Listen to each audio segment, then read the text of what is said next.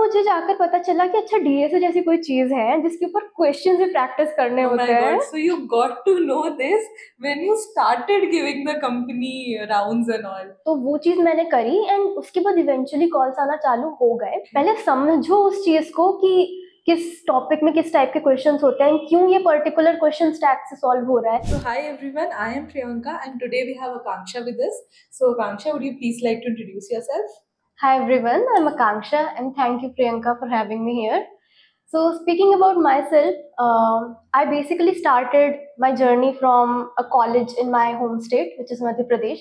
वहाँ के एक नॉर्मल से कॉलेज से मैंने इंजीनियरिंग करी है कंप्यूटर साइंस में। देन वहाँ से टीसीएस में कैंपस प्लेसमेंट लग गई, तो I join TCS.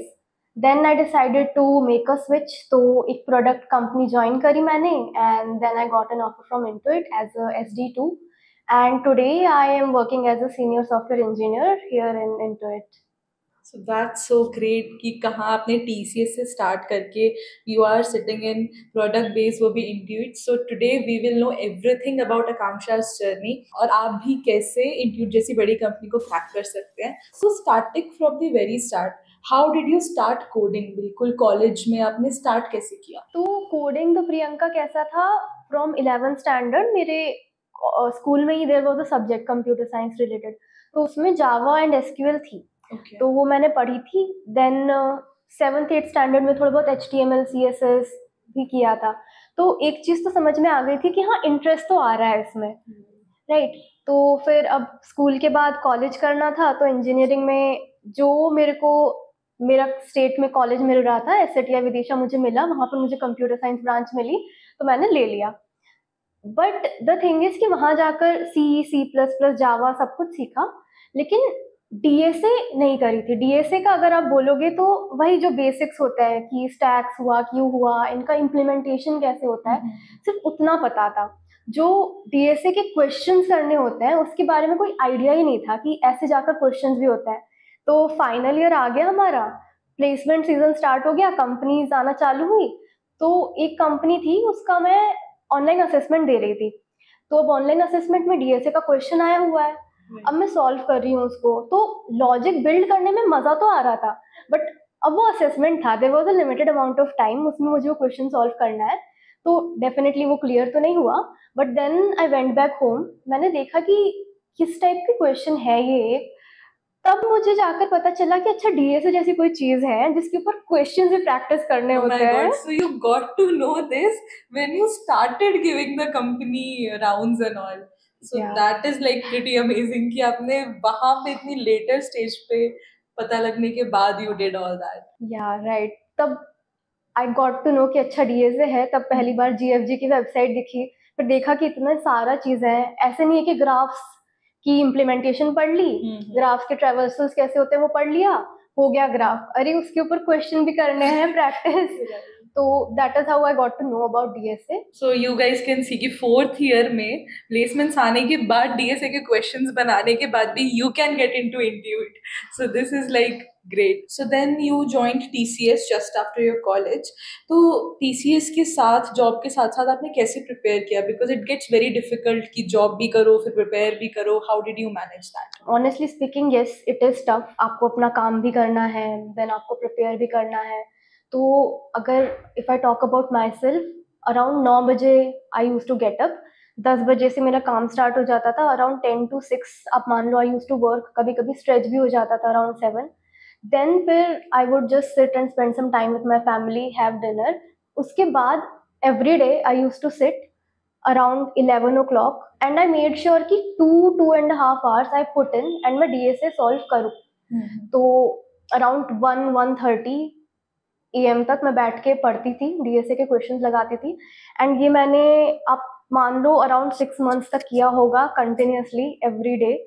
And then फिर नेक्स्ट डे उठना है 9 बजे, देन 10 बजे से काम चालू करना है। तो हाँ, हेक्टिक तो होता है, but consistency is what you have to maintain अगर आप एम कर रहे हो to get into a good product company. That is commendable. रात में 1-1:30 तक पढ़ना after working. So that is amazing. So एक बार सर्विस बेस्ड कंपनी के बाद आप एकदम से प्रोडक्ट बेस्ड कंपनी में स्विच करोगे तो कभी कभार कंपनीज थोड़ा कम प्रेफर करती हैं सर्विस बेस्ड वाले लोगों को। तो आपने अपने रिज्यूमे में ऐसा क्या डिफरेंट किया that it was shortlisted and you were able to get the opportunity? Okay, तो मैंने क्या किया उस टाइम, जो अपनी फैंसी सी टेम्पलेट्स नहीं होती एकदम कलरफुल सी, एक टेम्पलेट उठाई और डबल कॉलम टेम्पलेट होती है, काफी सुनने को मिल रहा था कि ऐसी डबल कॉलम टेम्पलेट है, इसमें सारा कंसाइज फॉर्म में कंटेंट आ जाएगा। तो ऐसी एक टेम्पलेट मैंने उठा ली, बढ़िया सा रेज्यूमे बनाया, आई थॉट बहुत बढ़िया सा रेज्यूमे बनाया और उससे अप्लाई करना स्टार्ट कर दिया। कॉल्स ही नहीं आ रही है, हार्डली 1 और 2 कॉल्स आई गॉट, वो भी ऐसे बहुत ही आप बोल सकते हो स्मॉल स्टार्टअप से जो अभी नए नए स्टार्ट हुए होंगे, ठीक है। देन आई थॉट कि क्यों नहीं आ रही है कॉल्स, क्या करूँ।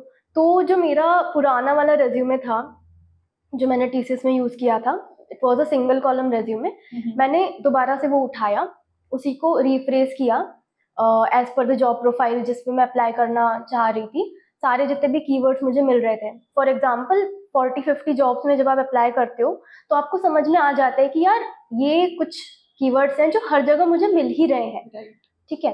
तो वैसे कीवर्ड्स आप फाइंड आउट करो, try to incorporate those in your resume, ठीक है। तो वो चीज मैंने करी एंड उसके बाद इवेंचुअली कॉल्स आना चालू हो गए। तो definitely resume matters a lot, resume का format template it definitely matters a lot and keywords होने ही चाहिए, उसके बिना शॉर्टलिस्टिंग नहीं आएगी। तो that is one thing resume. And second thing is LinkedIn also, काफी अच्छी प्रोडक्ट कंपनीज से, like apart from internet also काफी कंपनी से मुझे लिंक्डइन के थ्रू भी कॉल्स आए हैं। तो लिंक्डइन प्रोफाइल भी अपनी सही रखो, that is what I would recommend. That is great. तो आप लिंक्डइन प्रोफाइल के बारे में थोड़ा टिप्स देना चाहोगे कि आप उसे कैसे मेंटेन कर सकते हो कि लिंक्डइन से भी आपको जॉब अपॉर्चुनिटीज मिले? तो लिंक्डइन के लिए नंबर 1 चीज तो ये है कि जो आपका स्किल सेक्शन है वहां पर आप मेक श्योर करो कि आपके पास टोटल 50 स्किल्स डालने का वहां पर ऑप्शन होता है। तो मेक श्योर करो कि जो भी आपकी प्रोफाइल से रिलेवेंट स्किल्स है वो उसमें आप पुट करो, ठीक है। एंड एक स्किल सेक्शन हो गया। दूसरी चीज है कि आपका जो फीचर्ड सेक्शन होता है, ये चीज मैंने देखी है कि कई लोग नहीं कर रहे होते हैं, उनका फीचर सेक्शन ही एम्प्टी है, कुछ है ही नहीं उसमें। आप अपना रिज्यूमे जाकर अपने फीचर सेक्शन में डाल दो, आप अपनी कुछ भी अचीवमेंट्स एंड ऑल है वो उस फीचर सेक्शन में डालो। बिकॉज देखो एवरीवन वुड टेल यू कि अबाउट सेक्शन अच्छे से लिखो, प्रोजेक्ट्स अच्छे से लिखो, सी यू नो कि ये सब करना है। तो I am not going to tell you the same things. And mostly आपका अबाउट सेक्शन जाकर कोई नहीं पढ़ रहा होता है, इट्स जस्ट कि वो होना चाहिए, वहां पर कुछ तो दिखना चाहिए कि हाँ है कुछ अबाउट में, बट जनरली आप नहीं जाकर किसी का अबाउट सेक्शन रीड करोगे।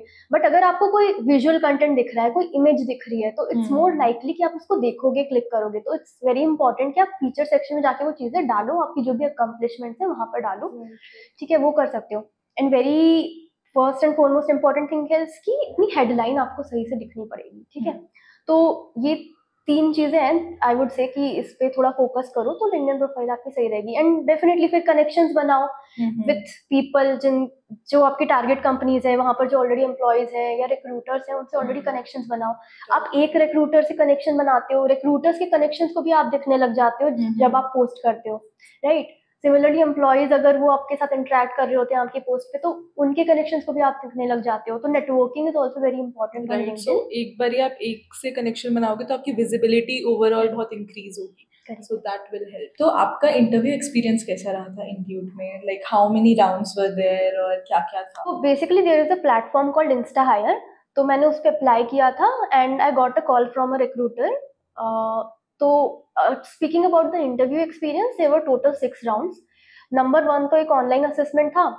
तो ऑनलाइन असेसमेंट में there were question from DSA and your CS fundamentals, जैसे ऊप्स हुआ, डीबीएमएस हुआ, उसके ऊपर बेस्ड एमसीक्यूज थे, वो क्लियर हुआ। तो जो इंटरव्यूज होते हैं उसमें फर्स्ट राउंड ऑफ इंटरव्यू होता है आपका system design based. So this I would say was the toughest for me to crack, because there was a panel of 4 people who were continuously asking questions, cross questioning and literally grilling me on my design choices and तो वो round हुआ।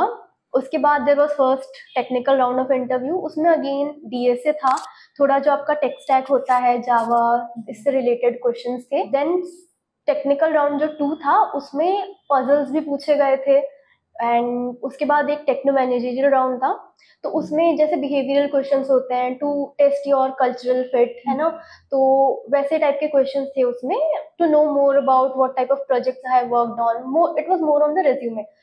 ये सब होने के बाद finally there was an HR discussion when she revealed कि you have been selected and offer related discussion था। तो yeah, that was how the interview It was a process went. pretty lengthy process. The good part is कि online assessment आपको आता है, once you clear it, बाकी जितने भी rounds होते हैं वो बैक टू बैक आपके सेम डे में हो जाते हैं। Okay, so it's not like you have to wait for months for those processes. Correct. So the interview process is very smooth, I would say.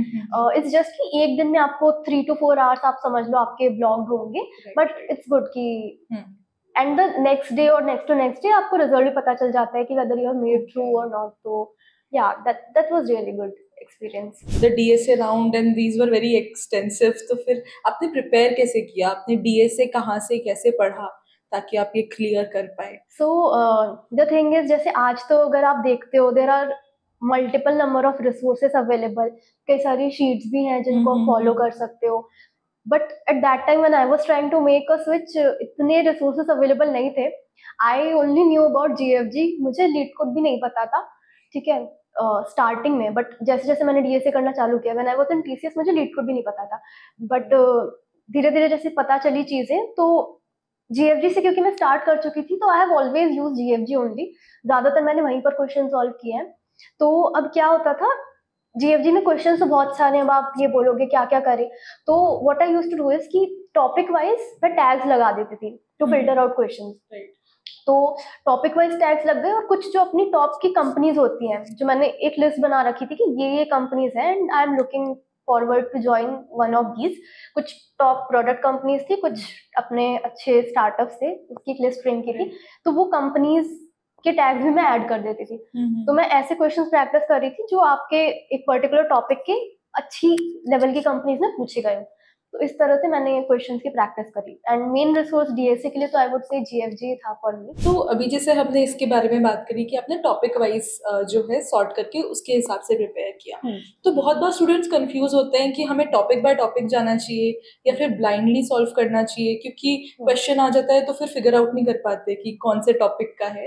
तो आप इसके बारे में क्या एडवाइस देना चाहोगे कि how should they follow this? Right, see क्या होता है, if you are a complete beginner, it's always better कि आप टॉपिक वाइज जाओ। पहले समझो उस चीज को कि किस टॉपिक में किस टाइप के क्वेश्चंस होते हैं, क्यों ये पर्टिकुलर क्वेश्चन स्टैक से सॉल्व हो रहा है, क्यों यहाँ पर मैं एक क्यू यूज कर रहा हूँ, है ना, राइट, ये समझना बहुत जरूरी है। तो when you are a beginner, जब आप फर्स्ट टाइम या सेकंड टाइम अपना डीएसए प्रिपरेशन कर रहे हो, तो आप टॉपिक वाइज ही जाओ। Once you are done with your DSA, जब ऐसा हो गया कि हाँ ठीक है अब इसको दोबारा से करना है मुझे, तब इवेंचुअली आपको खुद ही पैटर्न समझ में आने लग जाएंगे, you will be able to figure out the patterns. तब फिर भले ही आप पैटर्न वाइज सॉल्व करना स्टार्ट करो चीजों को कि 2 पॉइंटर के क्वेश्चंस थे ये, या ये स्लाइडिंग विंडो बेस्ड क्वेश्चंस थे, एंड वो इवेंचुअली आप फिगर आउट करना चालू कर दोगे। The more you practice, the more your understanding will increase and develop with it. That happens, क्योंकि एक ही टॉपिक के बारे में like sliding Windows you have done 10 questions, तो आपको एक पैटर्न दिखने लग जाएगा कि ये ऐसा होता है, तो फिर जब आप एनकाउंटर करोगे you will get to know it is about this question. Correct, so that's very good advice that we got from you. So इसके अलावा from your end what advice would you like to give to people जिनको अभी placement नहीं हो रही है या जिनको switch करना है, तो आप क्या advice देना चाहोगे?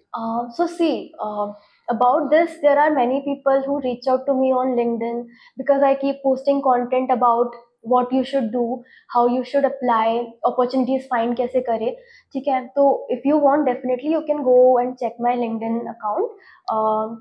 I believe it would be very helpful for you all. Advice लेकिन मैं एक ये दूंगी कि many times I have seen कि students के पास offer आ रहा है आजकल किसी सर्विस बेस्ड कंपनी का, किसी स्टार्टअप का ही, they are like 3 lakh package है, 4 लाख है, 5 लाख है, हम नहीं ज्वाइन करना चाहते हैं, हमें तो प्रोडक्ट बेस्ड कंपनी ही चाहिए, हमें तो फैंग ही क्रैक करनी है। तो आई वुड से कि if you are a fresher, इतना मत सोचो, स्टार्ट करो पहले, ठीक है, at least get into the tech industry first. जो भी आपको अपॉर्चुनिटी मिल रही है अभी, ले लो उसको, स्टार्ट करो, एंड देन इवेंचुअली प्रिपरेशन करो अपनी, and you will eventually make it. तो that is the very first thing I will say. And opportunities के लिए जैसे आई सेड कि अपना रिज्यूमे सही करो, लिंक्डइन प्रोफाइल सही करो, जितने भी आपके और भी जॉब बोर्ड्स हैं उनके ऊपर भी अकाउंट क्रिएट करो, वहाँ से भी अपॉर्चुनिटीज़ ग्रैब करने का ट्राई करो। तो या that is what I would suggest. That is a very great point that you said, क्योंकि हमारे रिज्यूमे में एक गैप नहीं आना चाहिए। भले ही आप कोई भी TCS, विप्रो, जैसे आप तो एक ग्रेट एग्जाम्पल हो इस चीज़ का कि आप TCS से इंट्यूट में गए हो। So you should not think कि हमें सीधा ही 20 LPA चाहिए। There should not be a gap in your resume because that is very difficult to explain. And please do follow Akanksha on LinkedIn. I will also attach her top mate in the description. तो अगर आपको कुछ भी अपनी personalized journey उनसे discuss करनी है तो you can do that, and do follow her and also subscribe to Ashish's channel. So I think that was pretty great meeting with you, Akanksha. Thank you so much for coming on the channel. And as a token of appreciation, I would like to give a small gift to you. Oh my God, thank you so much.